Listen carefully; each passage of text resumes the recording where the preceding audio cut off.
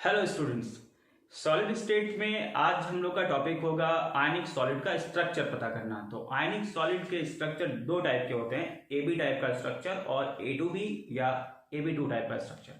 लेकिन आज के सेशन में हम लोग केवल एबी टाइप के स्ट्रक्चर पे डिस्कस करेंगे।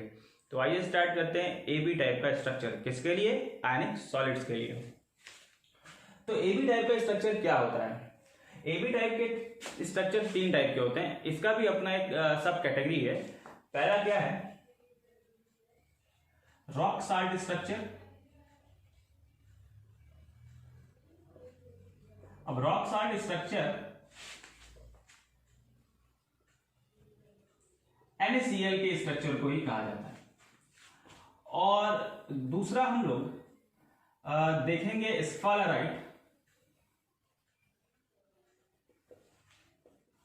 और वुडजाइट। ये दोनों जिंक सल्फाइड के ही दो फॉर्म्स हैं। अब जिंक सल्फाइड के दो फॉर्म्स में क्या होता है कि एक में CCP टाइप का क्लोज पैकिंग होता है और दूसरे में SCP टाइप का क्लोज पैकिंग होता है। इसलिए जो पैकिंग का डिफरेंस के कारण दो डिफरेंट फॉर्म जनरेट हो जाते हैं।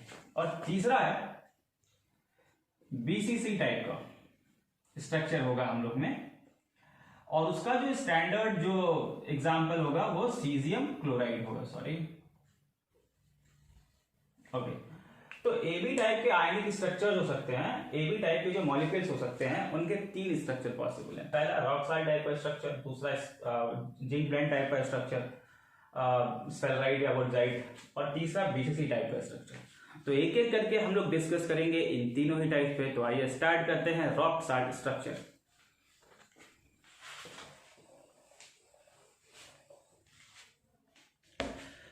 अभी थोड़ी बातों पे विचार कर लेते हैं कि इससे पहले वाले लेक्चर में हम लोगों ने देखा था कि रेडियस रेशियो रूल क्या है और आयनिक सॉलिड के लिए इसका सिग्निफिकेंस क्या है। जिन्होंने नहीं देखा वो प्लीज प्रीवियस लेक्चर्स में जाकर के आप लोग रेडियस रेशियो रूल देख लो। तो हम लोगों ने देखा कि जो रेडियस रेशियो रूल है वो आयनिक सॉलिड के बारे में दो चीजें बताता है। पहला कि it basically explain the stability of ionic solid, और दूसरा it explain the structure of ionic solid. तो अब हम लोग आयनिक सॉलिड का स्ट्रक्चर ही तो पढ़ने जा रहे हैं। तो आयनिक सॉलिड के स्ट्रक्चर के लिए हम लोग को पता होना चाहिए रेडियस रेशियो। जो रॉक सॉलिड स्ट्रक्चर NaCl के लिए रेडियस रेशियो क्या है? केवल रेडियस रेशियो अगर हमको पता चल जाता तो हम लोग आसानी से बहुत ढेर सारा स्ट्रक्चर के बारे में बहुत ढेर सारी जानकारी कर सकते हैं। तो आइए देखते हैं कि इसका रेडियस रेशियो क्या होता है। तो NaCl के लिए जो रेडियस रेशियो है वो है 0.69। तो 0.69 रेडियस रेशियो है। तो क्वेश्चन ये है कि इससे हम लोग क्या, ये छोटा सा क्लो, इससे हम लोग क्या क्या जानकारी मिल सकती है। तो पहली और सबसे जरूरी जानकारी है कि ये जो वैल्यू है ना, ये जो वैल्यू आप देख रहे हो वो वैल्यू 0.414 और 0.732, 0.414 से 0.732 के बीच का है। और ये जो रेडियस रेशियो जो है वो ऑक्टाहेड्रल वॉइड को बताता है। ये बताता है किसको? ऑक्टाहेड्रल वॉइड, अष्टफल की रिक्ति को दर्शाता है। यह जो त्रिज्य अनुपात का परास है। तो अब ये क्वेश्चन आ गया कि हम लोग को एक जानकारी मिली कि यहाँ पे हम लोग डिस्कस करने जा रहे हैं ऑक्टाहेड्रल वॉइड। अगर ऑक्टाहेड्रल वॉइड की बात करने जा रहे हैं तो डेफिनेटली हमारा जो यूनिट सेल होगा वो किस टाइप का होगा? वेरी गुड, FCC टाइप का। यहाँ पे हम लोग डिस्कस करने जा रहे हैं FCC टाइप का यूनिट सेल। FCC टाइप के यूनिट सेल में हम लोग को देखने को मिलेगा ऑक्टाहेड्रल वॉइड और टेट्राहेड्रल वॉइड। क्योंकि हम लोग ये जो रेडियस रेशियो है वो बताता है कि ये रेडियस रेशियो ऑक्टाहेड्रल वॉइड के रीजन में आ रहा है, और ऑक्टाहेड्रल वॉइड किसमें मिल सकता है? FCC यूनिट सेल में मिल सकता है। तो अब हम लोग को FCC unit cell, octahedral void, radius ratio, इन तीन चीज की जानकारी हो गई है। क्लियर? लेकिन अभी तक हम लोग को ये नहीं पता चला है कि पैकिंग में कौन आयन पार्टिसिपेट करेगा और वॉइड में कौन जाएगा। तो बच्चों अब मैं आपको बता दूं कि जो छोटा आयन होता है वो हमेशा वॉइड में जाता है, और जो बड़ा आयन होता है वो क्लोज पैकिंग में पार्टिसिपेट करता है।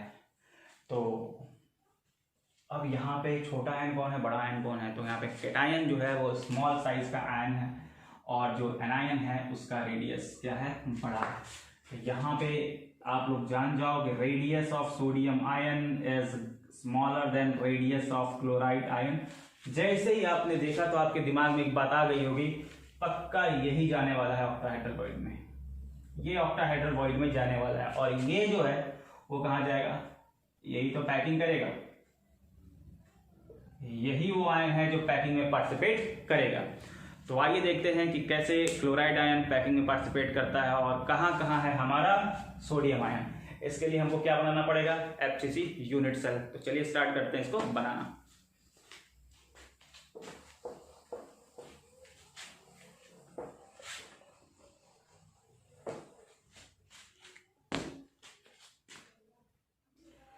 तो एफसीसी यूनिट सेल के बारे में हम लोग क्या जानते हैं, हम लोग क्या जानते हैं बताओ कोई। एफसीसी यूनिट सेल के बारे में हम लोग जो जरूरी जानकारी है वो ये है कि पार्टिकल जो कॉर्नर्स पर भी लगे हुए हैं, पार्टिकल जो है वो कॉर्नर्स पर भी लगे हुए हैं और कहाँ कहाँ लगे होंगे, फेसेस पर भी लगे होंगे। लेकिन कौन सा पार्टिकल लगेगा, NaCl का वो कौन सा आयन होगा जो पैकिंग में पार्टिसिपेट कर रहा है। तो यस, क्लोराइड आयन पार्टिसिपेट कर रहा है, इसलिए फेसेस पे और कॉर्नर्स पे केवल किसको रखेंगे, क्लोराइड आयन को रखेंगे। देखिए कैसे, ये रहा एक फेस, ये रहा एक फेस, ये रहा सॉरी ये corner corner corner face corner corner face corner corner face face और ये रहा फेस। तो हम लोग को दिख गया कि क्लोराइड आयन कहाँ पे है, वहां है जहां पार्टिकल पॉसिबल है एफसीसी में। अब हम लोग बात करते हैं कि हमारा सोडियम आयन किधर रहेगा। तो हमें सोडियम आयन कहाँ रहेगा, सोडियम आयन स्मॉलर साइज का है, तो ऑब्वियस सी बात है कि वो वॉइड में रहेगा। कैसे वॉइड में रहेगा, ऑक्टाहेड्रल वॉइड में रहेगा। कैसे पता चला, रेडियस रेशियो बता रहा है। कितना है रेडियस रेशियो, 0.69 है। तो 0.69 अगर रेडियस रेशियो तो कैसे पता चला ये ऑक्टाहेड्रल वॉइड के लिए है। लेकिन हमको पता है कि रेडियस जो ऑक्टाहेड्रल वॉइड के लिए जो रेडियस रेशियो होता है वो 0.414 से 0.732 के रेंज का होता है। अब हमारा रेडियस रेशियो जो NaCl के लिए वो 0.69 है, जो इन दोनों के रेंज में आ रहा है। तो इसका मतलब हम ऑक्टाहेड्रल वॉइड की बात करने वाले हैं। तो अब बात करते हैं एक एफसीसी यूनिट में ऑक्टाहेड्रल वॉइड कहाँ कहाँ होता है। तो हम लोग को पता है, प्लीज आप लोग पिछला प्रीवियस वीडियो देखो जहाँ पे मैंने बताया है, इजीली समझाया है कि कैसे हम लोग ऑक्टाहेड्रल वॉइड और टेट्राहेड्रल वॉइड को लोकेट करते हैं। तो यहाँ पर आप देख सकते हो कि हम लोग को पता है कि जो मैं बना करके दिखा देता हूं दोबारा,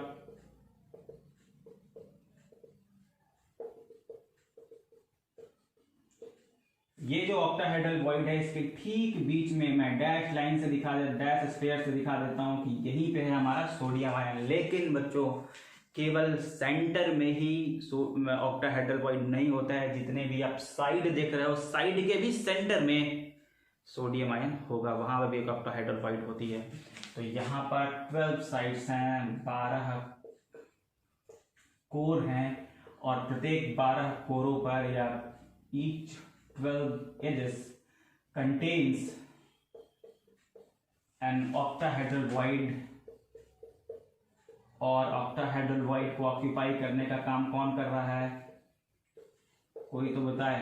यस, कौन, सोडियम आयन कर रहा है। तो ये रहा हमारा सोडियम आयन। तो अब देखते हैं कि एक यूनिट सेल में हमारे पार्टिकल्स कितने हैं। तो कितने हमारे यूनिट सेल में पार्टिकल हैं। क्लोराइड आयन कितना है, देखते हैं कि 8 कॉर्नर्स पर है, 8 कॉर्नर्स पर है। 1 2 3 4 5 6 7 8 कॉर्नर्स पर है और 1 2 3 4 5 6 फेसेस पर है। लेकिन जो कॉर्नर्स का है वो 1/8 का कंट्रीब्यूट करता है और जो फेस का पार्टिकल होता है वो 1/2 का कंट्रीब्यूट करता है। तो टोटल क्लोराइड आयंस कितने हैं हमारे पास, 4। क्लियर। अब हम लोग सोडियम आयन के लिए चेक कर लेते हैं कि एक यूनिट सेल में सोडियम आयन बेसिकली कितने हैं। एक तो ठीक सेंटर में है, क्लियर, और 12 एजेस पर भी सोडियम आयन है। लेकिन जो एच पर जो ऑक्टाहेड्रल वॉइड होता है वो 4 यूनिट सेल को कंट्रीब्यूट करता है, इसलिए जो हमारा सोडियम आयन जो एच पर है वो 4 यूनिट सेल में कंट्रीब्यूट करेगा, तो ये हो जाएगा 1/4। तो टोटल सोडियम आयन होगा कितना, 4। तो एक यूनिट सेल में, एक एफसीसी यूनिट सेल में 4 क्लोराइड पार्टिकल होंगे और 4 सोडियम आयन होंगे। तो पहला हम लोग को एक जरूरी जानकारी मिली कि पार्टिकल जो होंगे NaCl के केस में, जो एफसीसी में जो पार्टिकल होंगे क्लोराइड आयन 4, सोडियम आयन 4। अब दूसरा पार्ट हम लोग को देखना है कि इनका कोऑर्डिनेशन नंबर कितना है। तो चलिए स्टार्ट करते हैं। कोऑर्डिनेशन नंबर, समन्वय संख्या।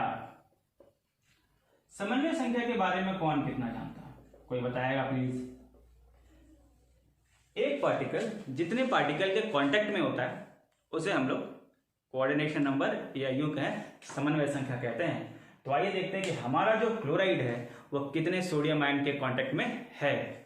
तो चेक कर लेते हैं, ये क्लोराइड पकड़ लेते हैं। तो एक क्लियर, ये सोडियम आयन 2, ये हो गया 3, ये हो गया 4 और ये बीच वाले की भी कांटेक्ट में है, तो ये हो गया 5। अब चूंकि एक ही यूनिट सेल तो पूरे NaCl के क्रिस्टल लैटिस में नहीं है, बहुत ढेर सारे हैं। तो इसके ऊपर वाला जो है यूनिट सेल, ये रहा है ऊपर वाला यूनिट सेल, तो इसके मिडिल में जो सोडियम आयन होगा उसके भी कांटेक्ट में हमारा क्लोराइड आयन होगा।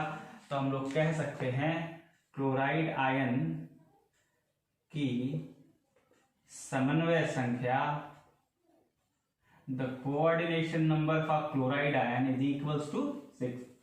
कोई दिक्कत। अब हम लोग सोडियम आयन के लिए चेक करने जा रहे हैं। तो आप देखो, ये सोडियम आयन पकड़ लिया, यहाँ पे हमारा सोडियम आयन। तो सोडियम आयन के डायरेक्ट कांटेक्ट में प्लीज वीडियो को पॉज करके थोड़ा सा उसको स्ट्रेच करके देखिएगा, आप लोग को क्लियर होगा। यहां पर जो सोडियम आयन है वो chloride ion, 2 chloride ion, 3 chloride ion, 4 chloride ion, 5, 6, यानी कि जो अब चूंकि एक जो सेंटर वाला जो सोडियम आयन है ना, वो 6 फेसेस पर जो क्लोराइड आयन लगेगा उनके डायरेक्ट कांटेक्ट में है। तो हम लोग कह सकते हैं कि जो सोडियम आयन का जो कोऑर्डिनेशन नंबर है वो कितना है, 6। तो coordination number for the particles like chloride ion and sodium ion is equals to 6। तो हम लोग को जो दूसरा इंपॉर्टेंट चीज मिला है वो क्या है, कोऑर्डिनेशन नंबर। और हम लोगों ने जान लिया है कि ये जो एफसीसी यूनिट सेल में है उसमें कितने पार्टिकल सोडियम आयन के हैं और क्लोराइड आयन के लिए हैं। और हम लोगों ने ये भी जान लिया है कि ये ऑक्टाहेड्रल वॉइड कहाँ से आया। हम लोगों ने ये भी जान लिया है कि एफसीसी की बात ही क्यों कर रहे हैं, ये भी हम लोग को पता चल गया। तो ये जरूरी जानकारी थी NaCl के स्ट्रक्चर के लिए।